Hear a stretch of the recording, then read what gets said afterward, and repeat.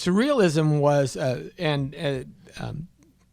André Breton was the kind of the father of Surrealism in the 1920s, where they took the idea of letting your unconscious mind loose. So even if the images were painted in a realistic manner, they made no sense. They didn't.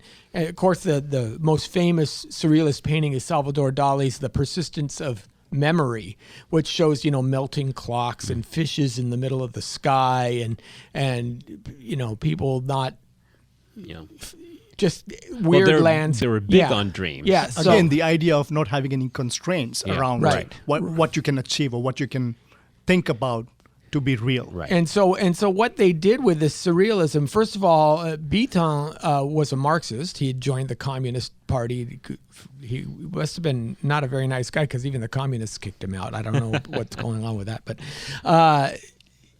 But he also wanted to tie in Freudian concepts because there was a licentiousness to it as well. And a lot of the Surrealist things you see kind of more vulgar nudity, men portrayed with noses that look like phalluses, stuff like that starts creeping in as well. And the whole point is to not only evoke feelings, of which, of course, you'll have sexual feelings in your unconscious, but to show that this is a higher plane of existence. To let these things out in the open, which we would have normally repressed, is the most intellectual way that you can approach. And if you don't understand it, it's not dirty. It's more thoughtful because it's probing those things that which we dare not speak, Right. And so that's one of the ways that Surrealism kind of smuggles in the sexual